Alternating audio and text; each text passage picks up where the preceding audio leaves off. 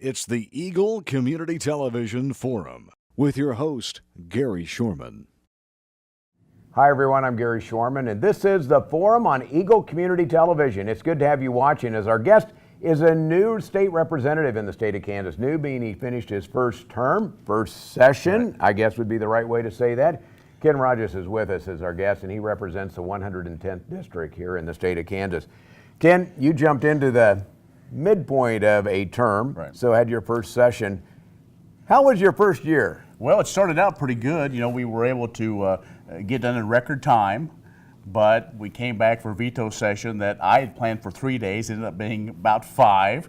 And we also had a special session to deal with the school finance issue. So overall, it had its ups and downs, but I think it was very much a learning experience. And I think sometimes when we think that things that make sense and should be done quickly don't. And that's probably, if there's a frustrating thing of it, is you think you should be able to get something done in a matter of moments. Instead, sometimes it takes days, unless you're up to a time crunch, and that was what the school finance did. We can talk about that a little bit. We'll talk about it a little bit, but you know, everybody likes sausage. Nobody likes to watch it being made. Right. And to some extent, you're doing that.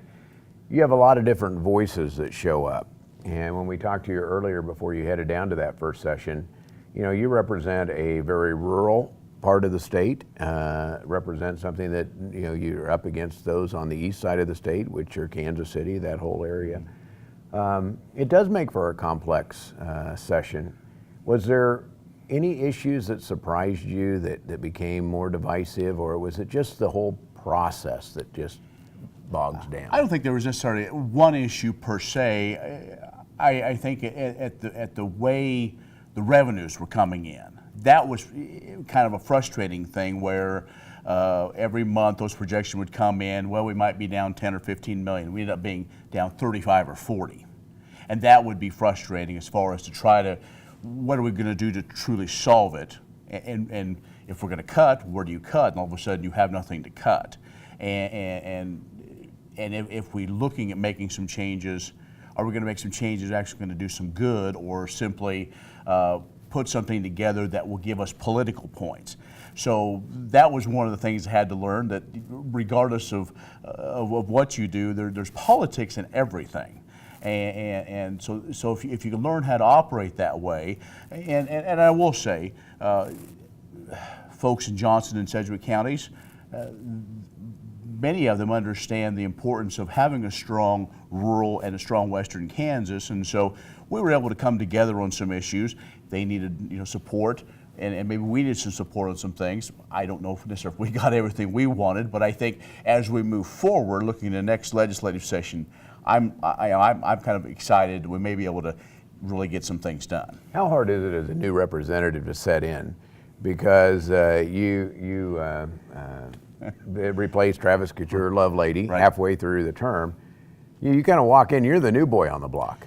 Well, how'd that work? Well, it was interesting. Luckily, they all wanted to hear from you and take your path, right? Well, there were 4 of us that came in about the same time, and with some different changes. And so, yeah, being the new one, they're interested to say, well, okay, who are you? And they want to find out where you sit on some issues. But other than that, you know, you really have very little influence. But you want to make sure that you're there, you listen, and you may help them solve some issues. But I actually found, especially sitting on the Agriculture Committee, I was able to ask good questions, I think, but able to help others in that committee understand production agriculture, especially the way it works in western Kansas.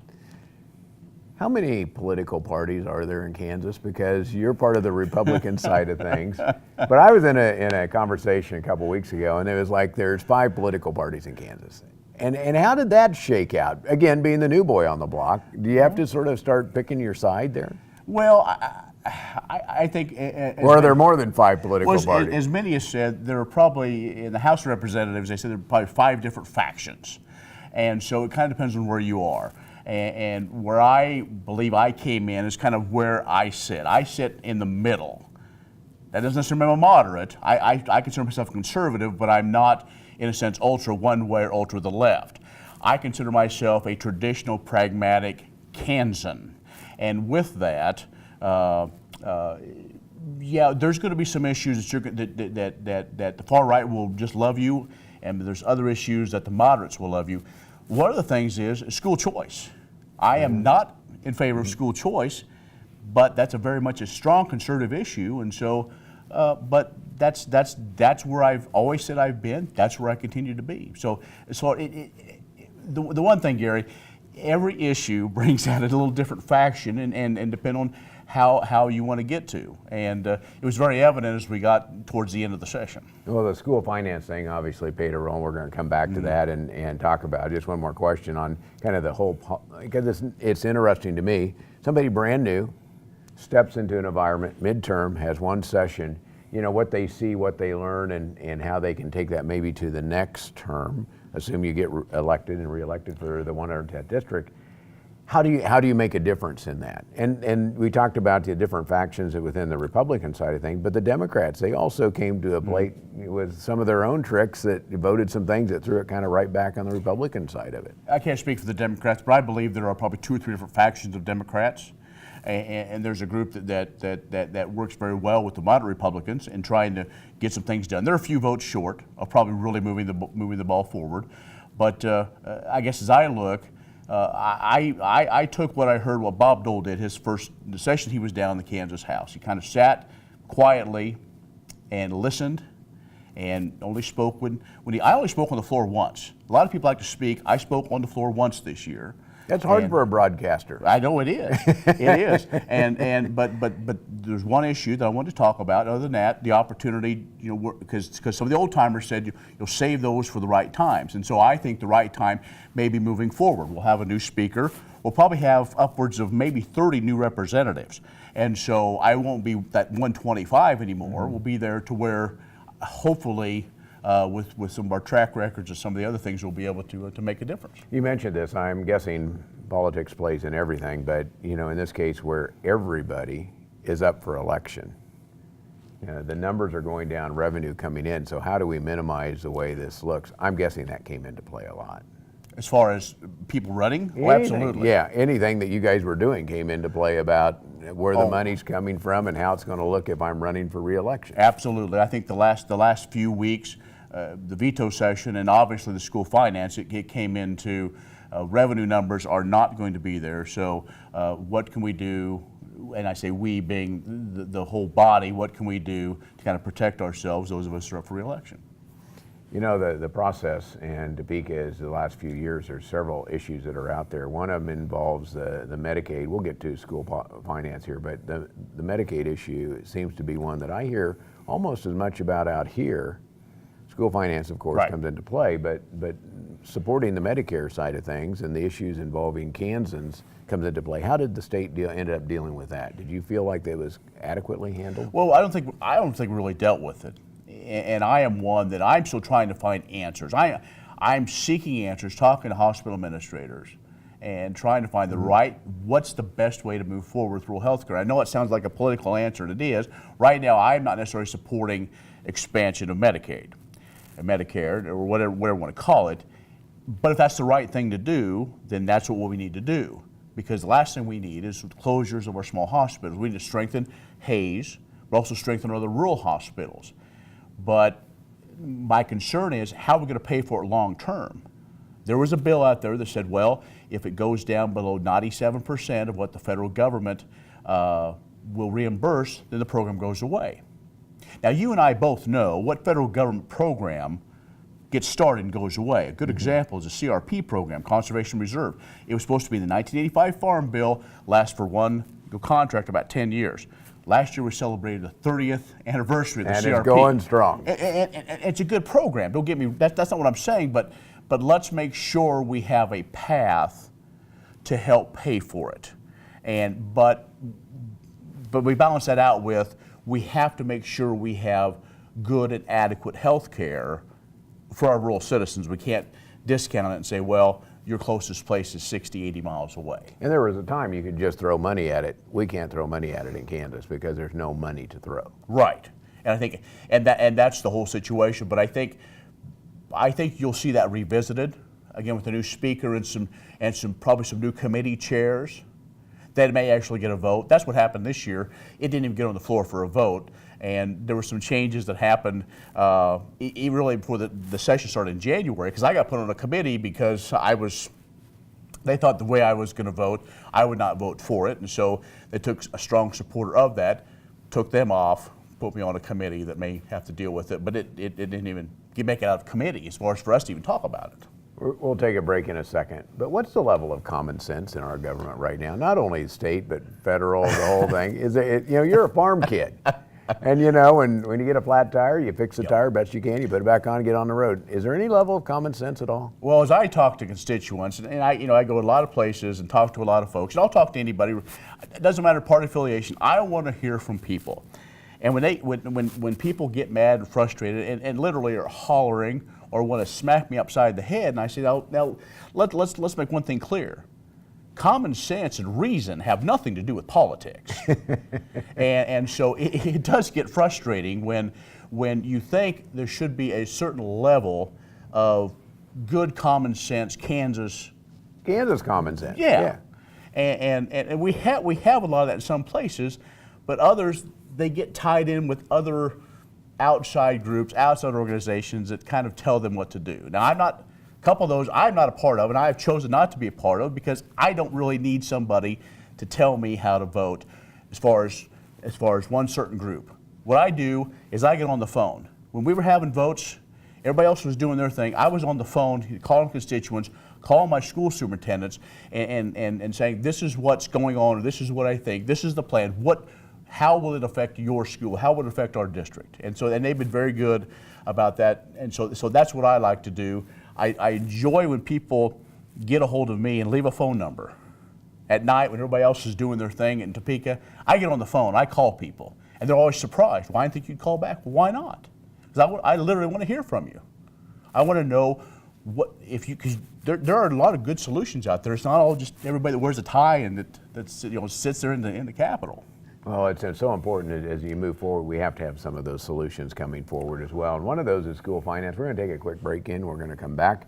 We're talking with Ken Rahjes, who is our 110th District Representative for parts of Northwest Kansas. Mm-hmm. And so after his first session, we're learning a lot about that. We'll learn about school finance and what happened in the final 2 days. After this from Rahjes Med. It's a beautiful day in our super high-speed internet great customer service neighborhood. Like you, this is where we live.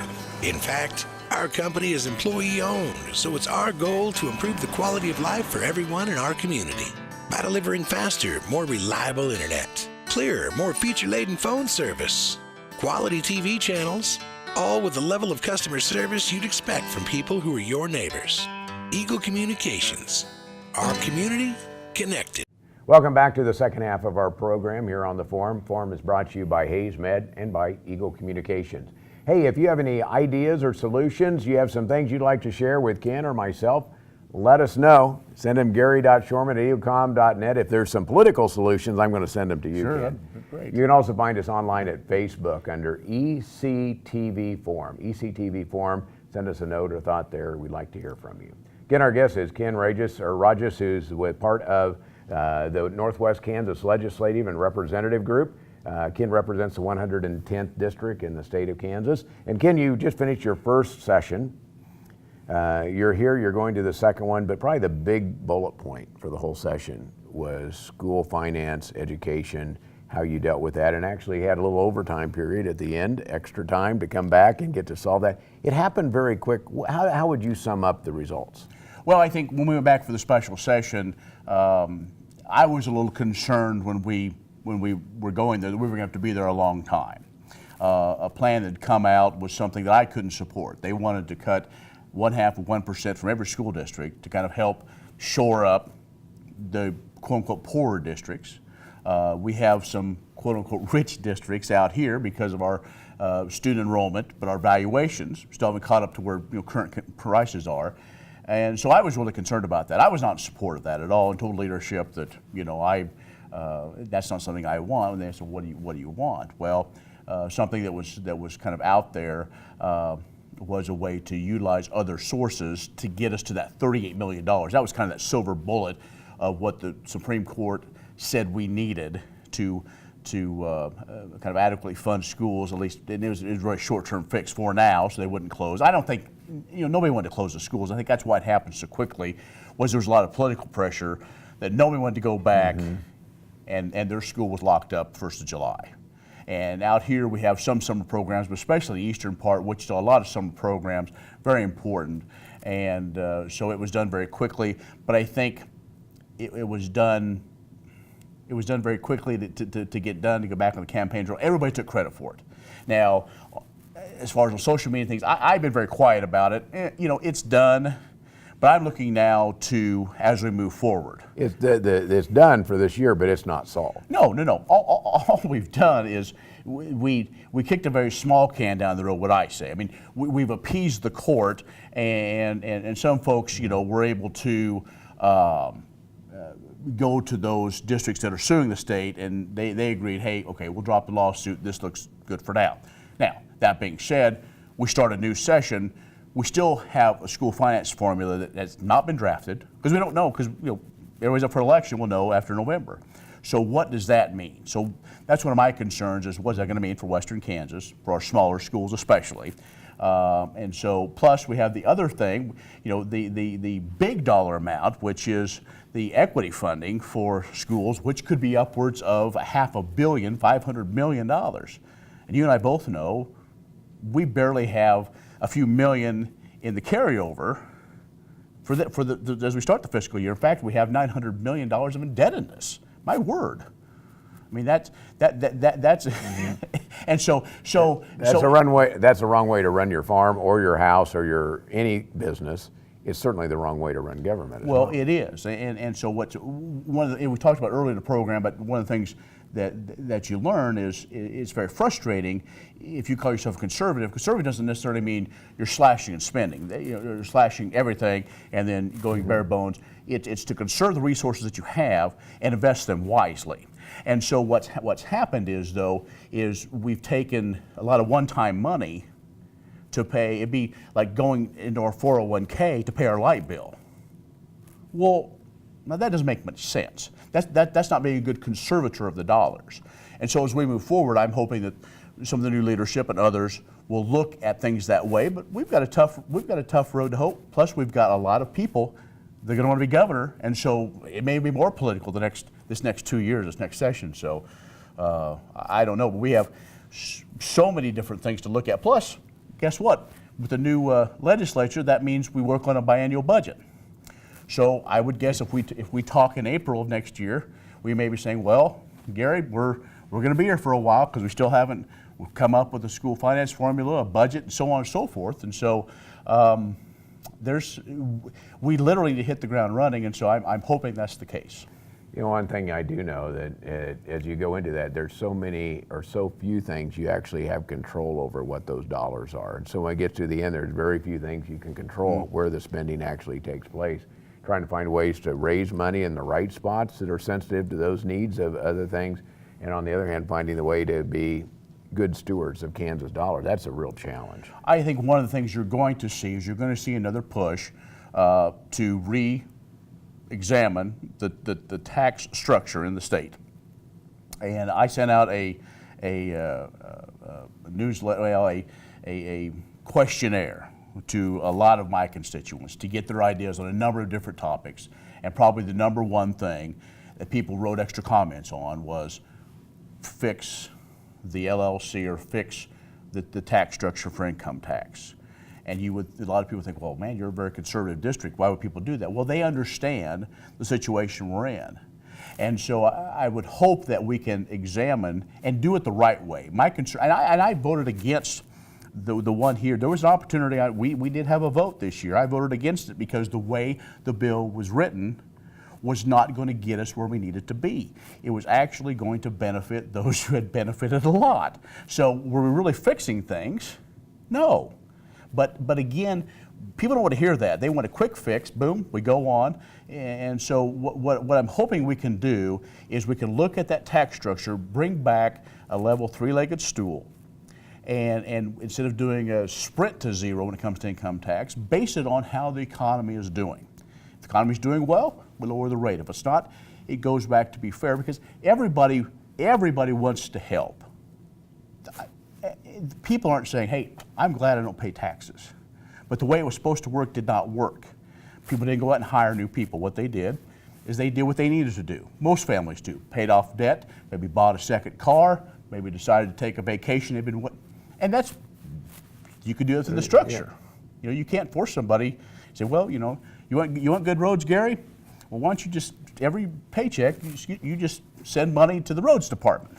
Well, that's a whole other, we could do a whole other segment on that. Yeah. Well, when you do that, but you have to have it fair across the state. And when I think what you see, you have the rural, the cities and all those finding a way to do that fair. And I think it's a battle you have to fight every day when you're there. Last question for you. First time you walk into I know you've had some experience in the State House before, so you have some background with that. But you walk in that first day, anything that kind of surprised you through the session, that not so much political, but just surprised you about being a part of the process? Well, I think it seemed to me to be every day when I went into the parking garage, and we were able to park in the parking garage, and you say, well, I am part of this. Hopefully, I'm part of the solution. One of the things I did during the session, and in fact, we live out in the country, and so we get the old Kansas chalk dust. And I didn't wash my vehicle, unless it was just super muddy. But and it was almost symbolic, but it was good for me, because every time when I got out, that was the last thing I saw, was that dirty car. When I left at night at the State House, I saw that dirty car, because that reminded me of who I really represent. And so that, what I will say is, you know, many of us have been in the state capitol with the changes. I mean, it's a beautiful place. Mm-hmm. It is an absolutely gorgeous place, and to be a part of that. And you think back on those that have served, regardless of what party, doesn't matter. But to be there and to be a part of that, to be, you know, in the third row during the State of the State address, saying, here's a kid from Agra, Kansas, that's right there amongst it. And every morning when we start the legislative day off, we say the Pledge of Allegiance. You know, they do a prayer and Pledge of Allegiance, and I have a smile on my face, because it's an honor. It's an honor to serve. Yeah, we may not get along even within ourselves in our own side of the aisle, but that's one thing we can come together, because at least for that brief time, we truly are one Kansas. You're running for another term, hopefully making it more of a one Kansas idea. What's your goals? Well, right now there's nobody that's filed in the primary or the general, so unless there's a big write-in, I think I will be in. You know, as we look, there'll be a number of different things. Obviously, the budget, financial things are going to be the biggest thing. But one thing I would like to work on is right now Kansas has rural opportunity zones, where they have worked to bring folks back into our communities, if counties are involved, and to help defer student loans. And primarily it's been white-collar jobs and other things like mm-hmm. that. What I would really like to focus in is on the services. Not necessarily all just Western Kansas, but there may be underserved places in our metropolitan areas. But work with those people that, you know, maybe are the heating and air conditioning folks, the auto mechanics, the mason. I mean, those that provide services to our communities, or small businesses. And it may not be a 20-something, it may be a second career, a 40-something, or maybe somebody that just wants to have our way of life in rural Kansas. Are there opportunities, if the money's there within the state, to partner with counties to do that? And that may be a long-term thing. I mean, but as far as the goal, I hope is attainable when it goes back to schools. Mm-hmm. Is I want to make sure that we have our schools open, our small schools. There's going to be some challenges, and there may be different formulas on how to keep those schools open. And I think that's where it is. One thing I've done is I've talked to all the superintendents and asking them, help me come up with a plan of what you think will work as we look at a formula, rather than just sit there and let it all come down from Topeka. I think if we're engaged in the process, that goes a long way. But there's a lot of great people out there that, and the nice thing is, Gary, people really I guess I'm approachable. People have no problem coming up to me or calling me. And I don't mind that at all. I think Ken, it's how great. do they get a hold of you? They can do it very quickly. It's Ken Rahjes, KenRahjes at gmail.com, or you can call my cell phone, 785-302-8416. It's usually right on me, and if not, I'll return your call. I know people say don't give your cell phone out. Well, with the position I'm in, I want to be accessible anytime. So those are the best ways. Sometimes if you call the number for the Capitol, it will go to a phone, but if I don't get to Topeka, you may say, well, Ken doesn't return calls. Well, if I'm not there for 6 weeks, sorry, but that's why I'm usually always available, and I'll be at fairs and I know everything. you've been in everywhere. parades and Yes. things like that, so Yep. if nothing else, just grab you out of the parade. Huh? I'm the short guy in the red short sleeve shirt usually. Yeah. Always Thanks grab for me. being available to us today. Thank and you. Thank you for watching the forum. Our guest has been Ken Rahjes, who represents the state of Kansas in the 110th District.